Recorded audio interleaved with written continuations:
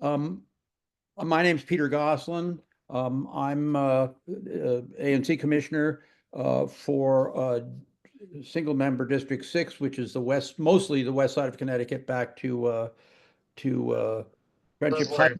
Thank you for joining us tonight. This session is co-sponsored with Commissioner Simmons, and let her introduce herself, and then we'll go from there. Karrenthya? Hi, Karrenthya. My apologies. I'm at swim class for my son, but I'm the commissioner from the east side of Connecticut, legation to Western, all the way up to Broad Branch. We thank those of you who have joined us tonight. And this meeting was just in response to the break-ins along Connecticut Avenue. So we just wanted to bring the community together to address this. And then I'll just turn it over to Peter, who's gonna facilitate the rest of the meeting while I'm at swim class. Okay, let me tell people who are attending that the focus or center of gravity of the meeting has changed slightly because of reasons beyond our control. Lieutenant Oliver, Second District Police Lieutenant Oliveira is sick, and Captain Darren Haskis is about triple booked. And indeed, Sergeant Koenig, who is with us tonight, is the only sergeant on right at the moment. So we're going to get to him very quickly. What we're focusing on this evening is what residents and parkers in the parking lots behind the Connecticut Avenue establishments on both sides of Upper Connecticut Avenue can do to keep from losing things, to smash and grab. We will have a separate meeting tomorrow with business owners and Captain Haskis about specific things that the police and business together can do to break this rash of crimes.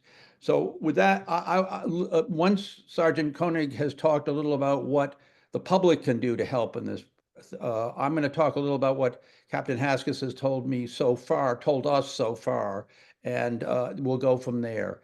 Okay, Sergeant Koenig, just give us the best advice you can give us for how we stopping this stuff. Good day, I'm Sergeant Koenig from the 2nd District, and you gotta bear with me, I do have a slight cold as well. The biggest thing to stop is people will leave valuables in the car, where purses, computers, phones, and bags, even Christmas presents in their car, visible to people, where they just figure they're going to the store for a couple minutes, where this crime takes only a couple seconds to commit, and they're gone. So taking like your purse out, your phone out, wallet out with you is a big help. They don't see anything in the car, they're going to move on to the next car.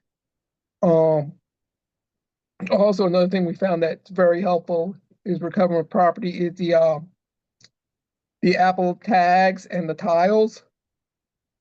They're fairly inexpensive to get, and if, like, say your purse does get stolen, you're able to track it and give us the location where it's at.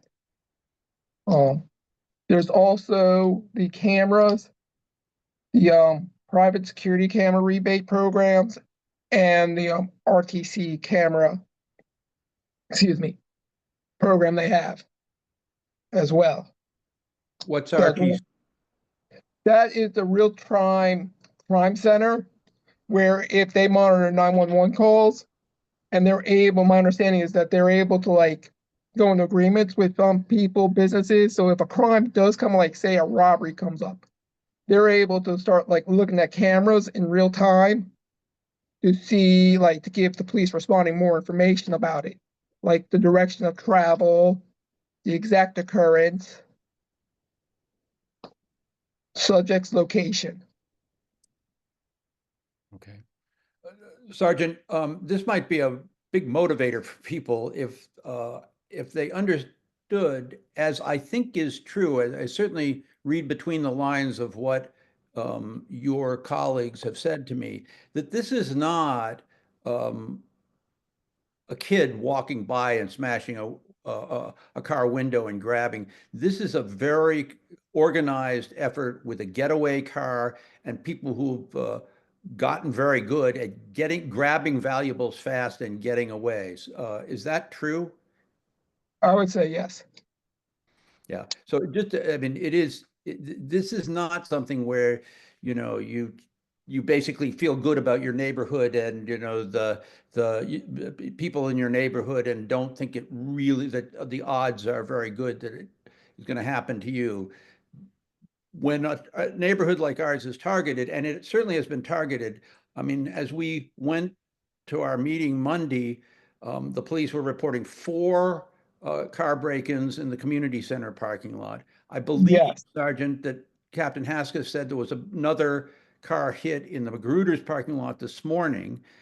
There have been reports of hits, cars broken into in the PNC parking lot, many in the CVS parking lot. And so this is we're in the middle of an organized effort to target our community.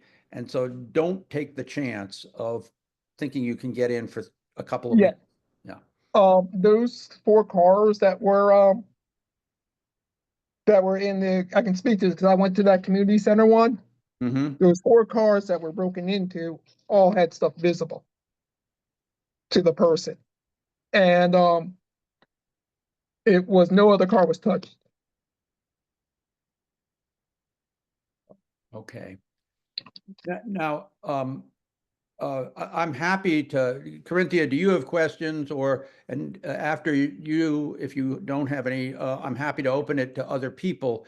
I really want to stay focused on this particular issue. I will raise some of the ancillary issues that people have raised with me before Sergeant Koenig leaves. But first, Karrenthya, do you have any questions?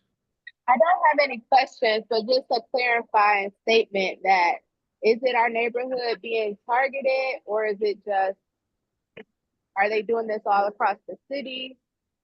They're doing it all across the city. My impression is that Captain Haskell believes that right now, many of these break-ins can be attributed to one team with one getaway car. Is that right? There are, hold on. Sorry, Say again, please. sorry, I had to turn up my volume because I didn't hear you were asking if this was I a said, trick. trying to just shape or clarify Karrenthya's point. My impression talking to Captain Haskell is that he believes that there's one particular team right now, which is extreme with one particular getaway car, which is very active and to which many of these break-ins can be attributed. Is that correct? Yeah, I would say it is correct. Yeah.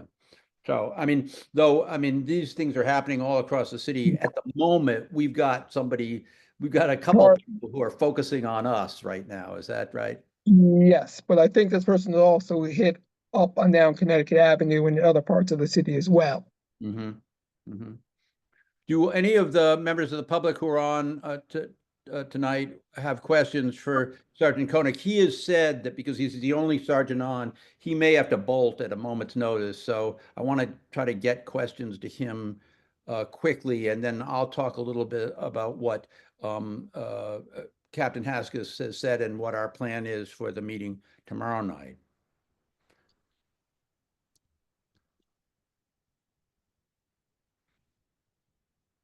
Okay, I'm not hearing any questions. So, Sergeant, to stay, as long as you can, let me talk a little about what I understand from Captain Haskell, and he and perhaps the lieutenant, although the lieutenant sounds like he's pretty sick, will meet with business owners tomorrow night virtually, tomorrow night at 5:30. I will try to get that link out to the public. We had to switch things very quickly today when we heard that the lieutenant who was going to handle this whole issue has gotten sick. Haskell makes it sound as if there is a particular team that's doing a lot of these hits, and two, they've got good leads. He predicted that second district will get this team, and he sounded like it could happen very quickly, very soon. But I think that the conversation tomorrow is going to focus on. I certainly am going to raise this issue of whether the police can install mobile cameras facing the parking lots, not the houses, facing the parking lots, particularly Magruder's and Chevy Chase. You will have seen at several locations in the city and in Montgomery County that there is this device with cameras essentially high up on a pole, and then a police blue light at the top of the pole. There's one in the Shop and Save, or there was one in the Shop and Save in Cleveland Park. I believe there's one over on Wisconsin, and Montgomery County is using them as well. So the conversation tomorrow night, I think, is going to focus on specific things that the police could do with business owners to lick this particular rash of break-ins now. I see that Michaela has her hand up. Michaela? Yes, yes, I do. Quick question. You can hear me now, right? Yeah. Yes. Okay. A number of years ago, I can't remember how long ago, there used to be a person, a police, I think it was a private security person who actually was in the back of the CVS parking lot. I don't know exactly what their job was, whether it was to interdict crime. I think it was a function of crime, plus they didn't want other people parking in that parking lot that weren't customers, so they were noting license plate numbers. I'm wondering whether or not anyone's approached CVS and the other businesses there to see if they could get some private security people. Certainly, maybe for Chevy Chase Community Center doesn't work as well, but those are all businesses who are probably incentivized not to have their customers experience this kind of crime spree. Well, Michaela, let me just address that. We're sort of behind the ball talking about the CVS parking lot because it's managed for all of those businesses by the owner of Chevy Chase Wine, and he has been hard to reach and is out of because he's out of town. He may even be out of country. He is back the 28th, and we will pursue that with him. Kathy Ledane sent some questions or comments in advance because she was afraid, and maybe she solved the problem now. She's on the line, but she was afraid she had computer problems. And one of the issues she raised is that she recalls that under an MOU that you have to understand that most of these parking lots to operate have to have a special exemption because they're in residential areas. So in the past ANCs have negotiated memos of understanding with the managers or the owners of the parking lots. She recalls that there's an MOU for the Magruder parking lot that requires a lot attendant at all times. Now, I have yet, the Magruder's parking lot never has come up in the 4+ years I've been a commissioner. So I don't know whether, I have not found it yet on our website. I've got to make some calls. I have raised this issue with Ki Yoon, who is the owner of Magruder's, and he says that in fact they do have a parking lot attendant who's out there at least a good deal. I don't know if it's out there all the time, but given the descriptions that both Mr. Yoon and the police have provided about how these hits take place, one attendant in a large area of a parking lot is with a getaway car poised to dash out of the parking lot. It's going to be a tough thing to make that to break the crime that we're facing right now with one person in each of the lots. But I mean, I'm happy to pursue that both with the manager, Makleet Singh for CVS, and with Ki Yoon. So Right. that, yeah. I mean, Sergeant, you don't know of any agreements with for security with any of the businesses, do you? That's to you, Sergeant Koenig. Not that I'm aware of. I know CBS used to have security there, Yeah. and for some reason, I'm not sure. They keep. Last I checked, that security was in that store was a couple years ago, Yeah. Yeah. and I don't know if it becomes a payment issue or they just don't want that image inside the store of having security. Yeah.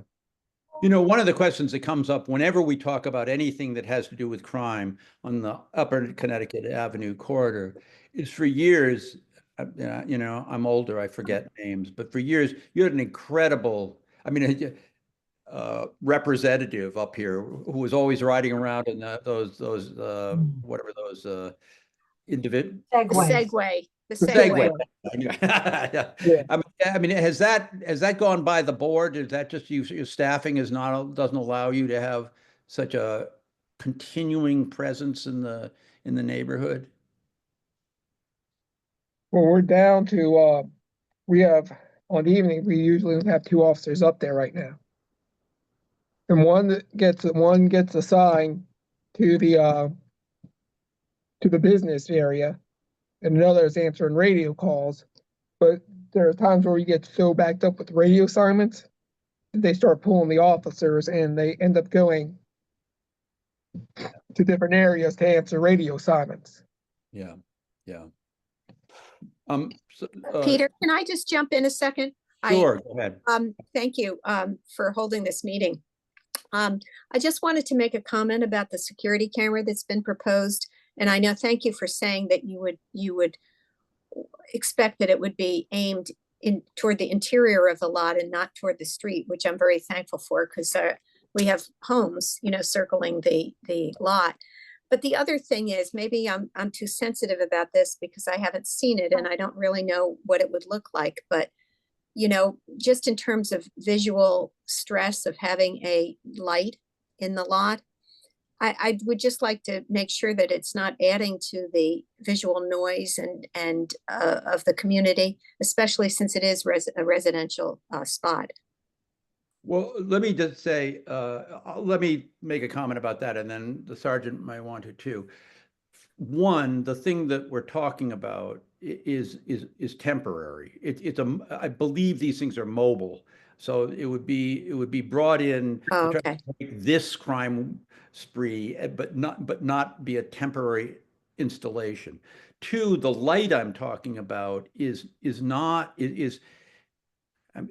I'm told, and Sergeant, you correct me if I'm wrong, that it turns out part of the deterrent effect is not that the cameras are up there, but that somebody sees a police blue light. I mean, there's literally, I mean, it looks like it looks kind of like somebody put a sea buoy in the middle of our community. I mean, it's not a bright light, but it's the blue of the lights that are on police cars, and it's Okay. purely deterrent effect. And I absolutely, with regard to privacy issues, I've heard this from several people, not just you, Kathy. Okay. Thank you. Around particularly on 39th Street, behind the Magruder's parking lot, and I presume on 39th Street behind the CVS parking lot too, that there's a concern about privacy, and I think that concern can be recognized and respected, but we also do something about this immediately and on a temporary basis so that Sure. it can be faced at just a lot. So, All right. Thank you. I have a question for Sergeant Koenig. I have a bird's eye view of the lot. So I think, Peter, when we were on the phone last week, I was looking out my window and if I were to guess on how these crimes were occurring, I would say that the perpetrators are not parked in the lot. I think they're parked a block or two away. I think they jump over the brick wall on the 39th Street side, which is open. There isn't a lot of landscaping there to prevent that. And I think it's obviously a crime of opportunity. They, you know, are in and out. But I've often seen people running along 39th Street looking like they're running away from something. And so I would say that perhaps some more police surveillance along 39th Street in that block, on the side of the Magruder's lot, might be very helpful. Okay. Okay. Okay. Thank you. The first thing is I don't have a lot of experience with the portable crime cameras about it, but they're not shining a light all over the place. Okay, good. Yeah. Good. Yeah. Michaela, I'm sorry, did you have other things to say, Sergeant? Yeah, in reference to 39th Street, what time do you mostly see them running like there? All day long. All day long? Yeah, I mean, at various times of the day. It's not all day long, but that's to me how they're getting away. They're running up to Western Avenue, which is just a block away. So, and they go into Maryland, and they're not subject to, I assume, subject to being stopped. So, I walk up there frequently, and I can just tell you, there's a lot that goes on in that block.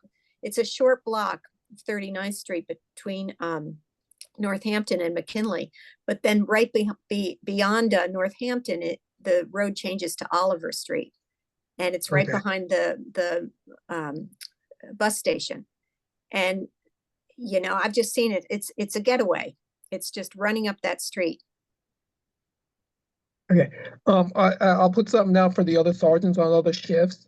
That's great. Thank you. To put it out there. Yeah. But also, if you do see something that you find suspicious or think that's suspicious, just dial 911 and have the officers come out also. Sure.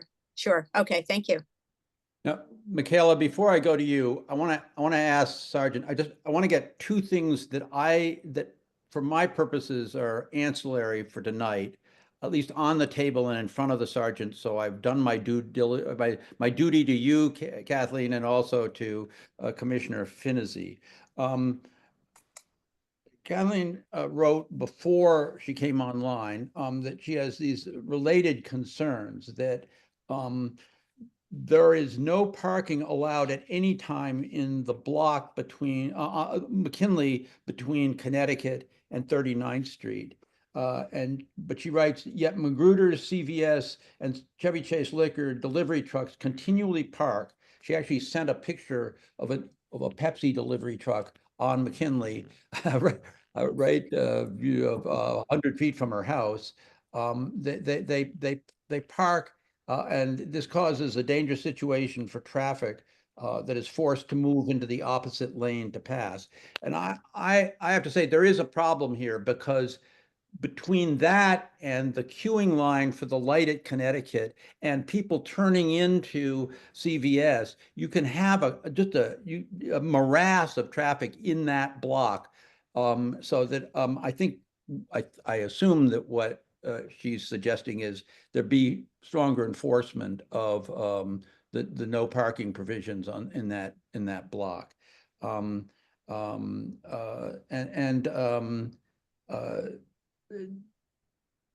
Yeah, and she points out that Magruder's and CVS both have parking lots and alleys behind their stores from which they could receive deliveries. And then completely changing the subject and moving to a completely different place, but I just want to say I've done this for Commissioner Finney. There is a continuing problem at Lafayette School with people parking to do drop-offs in the handicap parking places.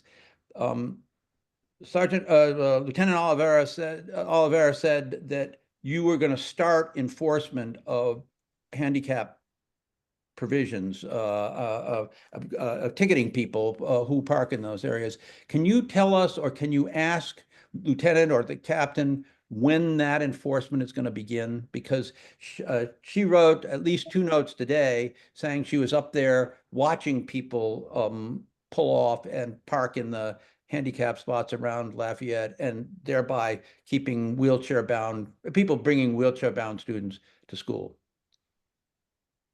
So I'm sorry I was off the last 2 days with sick kids. They were supposed to start that. I sent the email out Monday night about that to the other sergeant. Do you know, did they say anything if they saw officers out there?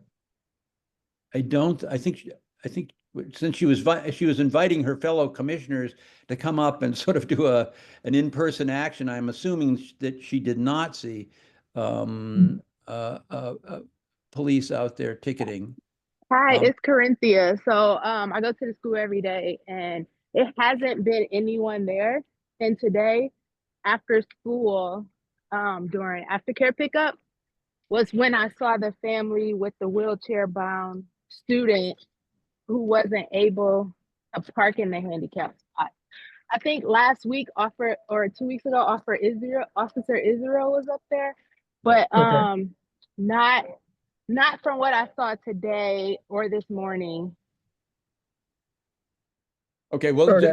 so we don't lose focus here. I guess, Sergeant, I think we're asking you to just I will put that out, and I will include the watch commanders so they can, so more lieutenants on different shifts are aware of the problem there.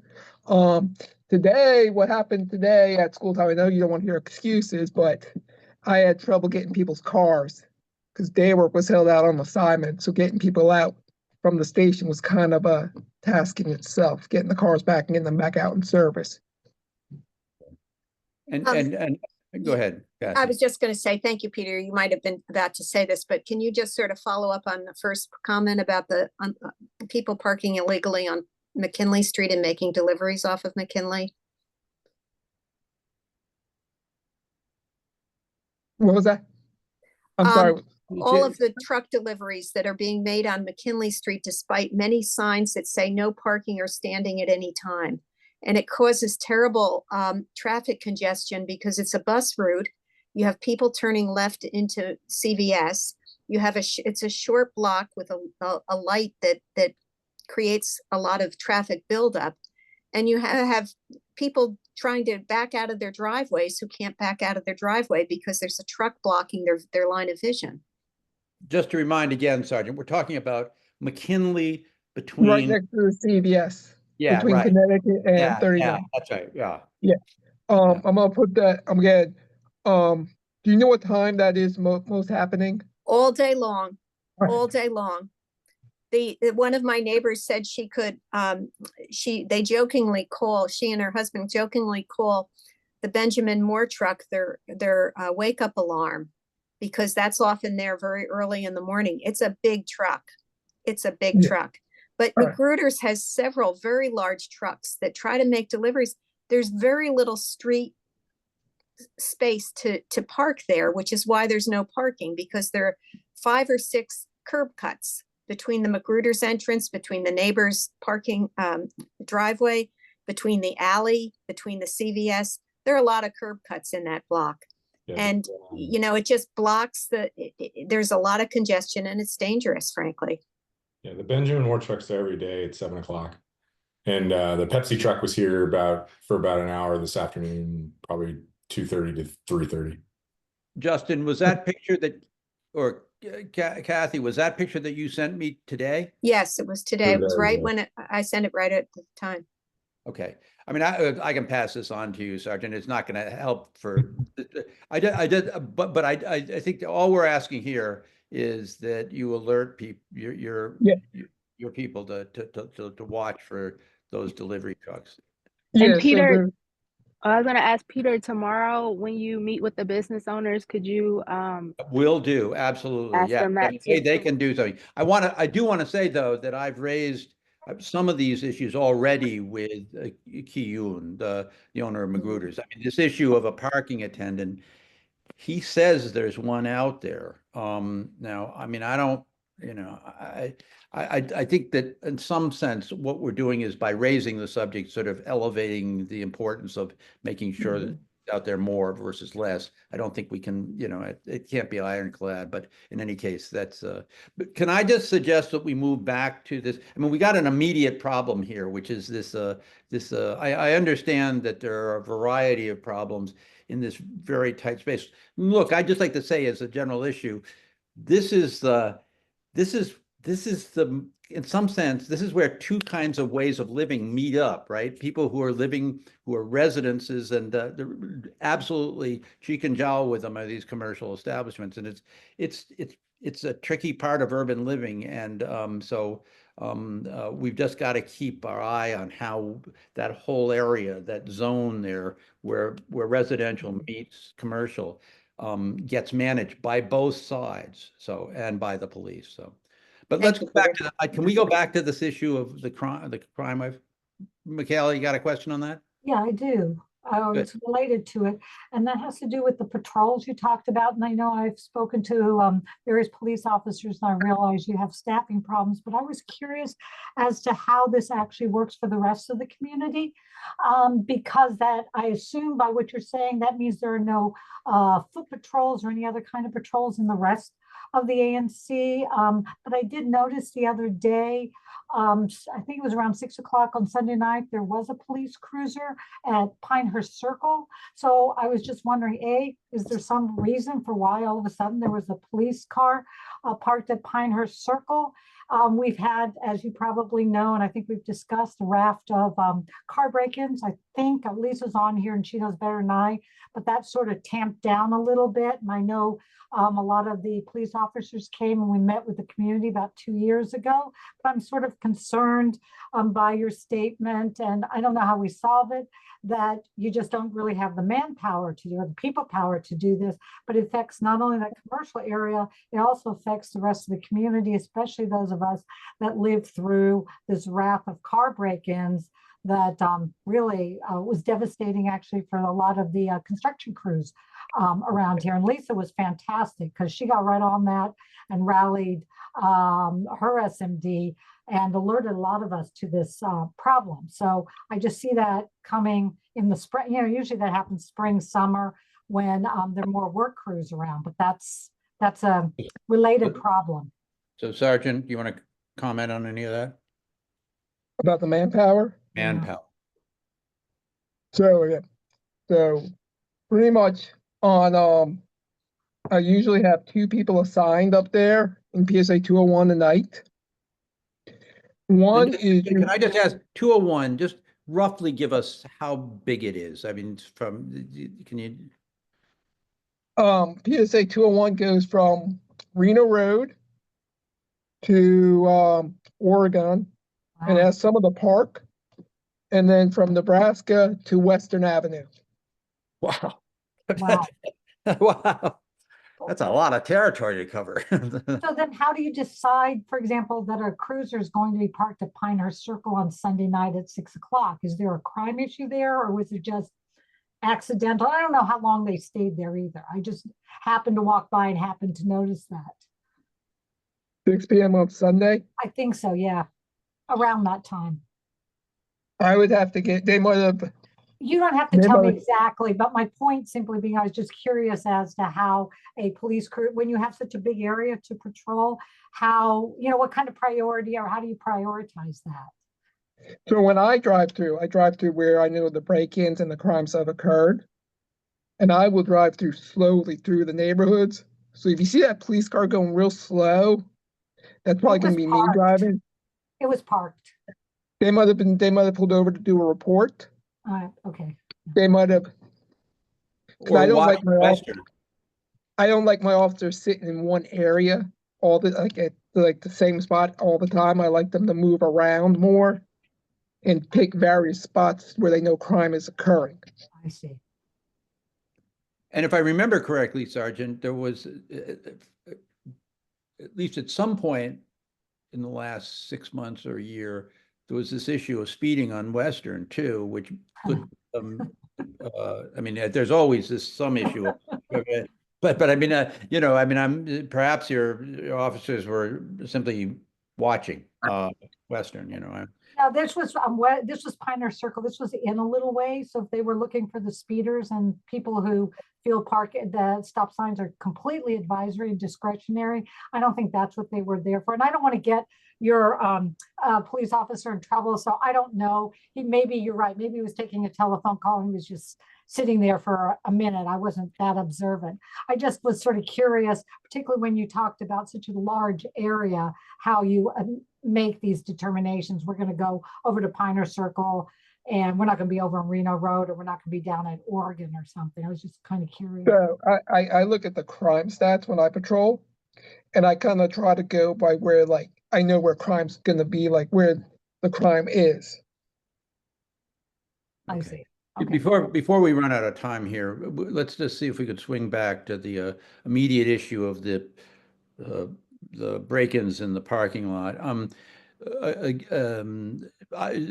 Sergeant, I don't want you to give anything away that you don't want to give away, but I mean, is there reason to think that really this is one team and that there's relief on the way and by an arrest? I mean,